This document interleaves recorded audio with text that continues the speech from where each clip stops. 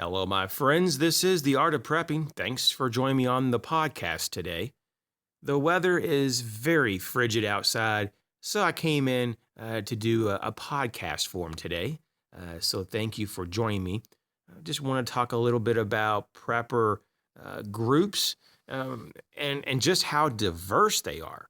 They're very diverse in not only in leadership, but in the actual membership body. And what I mean by that is there's a lot of groups that are filled with very unskilled people. And so when you go in there and you're thinking about joining, yes, people might be very nice, but if no one knows anything, then you're just setting yourself up for failure. Why would you want to ride out a crisis with people who don't know how to handle certain things? And so I would rather be in a prepper group that had skill sets. Maybe there was one or two electricians, maybe a plumber, maybe a doctor, a dentist, a mechanic, various different types of other skills, maybe like farming, and it goes on and on. It just, the main skill sets you see in the world. If you can have representations of those skill sets in your prepper group, you're going to be light years ahead of other groups. And you vastly increase your chances of survival. Now, a lot of people throw out these numbers that there's a certain group size that you should probably focus on. If I hear the number of no smaller than 40 people and try not to go any larger than like 100 to 120.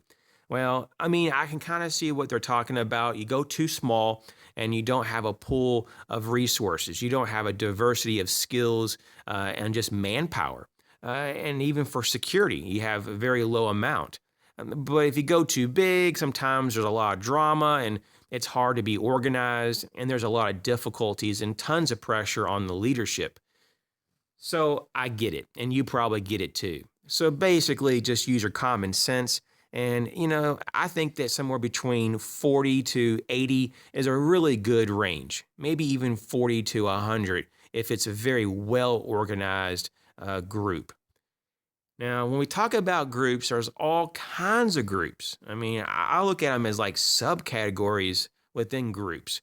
So you got like the doomsday preppers, which is an extreme type of group, just like you have other groups that look at prepping as just a mere hobby, that they just do it sometimes when they feel like it.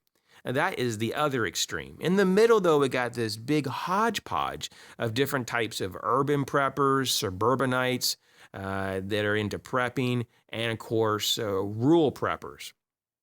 And they have different levels of intensity. And some of them might be more in a militia mindset. Some of them might also be taking the avenue of maybe a bushcrafter or a survivalist would, or maybe a homesteader or a pioneer. So while there may be very generic prepping groups, a lot of them actually have a bit of a tinge toward a certain other genre mixed in. And so some of them like to be outside more. Some of them may want to practice survival skills a lot more than anything else. And some groups may just want to go to the shooting range and practice various techniques and maneuvers and combatives. And so you got to kind of figure out which one fits your needs, which one fits your personality as well. But definitely going back to what I just stressed earlier, having a well-diversified group of very level-headed individuals. I think you can't go wrong with that kind of group. Of course, you have to make sure that you get along with people and people are trustworthy. So that's why you would practice OPSEC, operational security, that you don't just divulge everything that you have to strangers and you just don't have anyone over to your house and show them everything. It doesn't make sense. So you build relationships slowly in these so-called groups. So this is just a primer video. If you would like more videos like this, let me know in the comment section below. Thanks for sharing the video. Thanks for hitting the thumbs up button. And as always, you guys take care.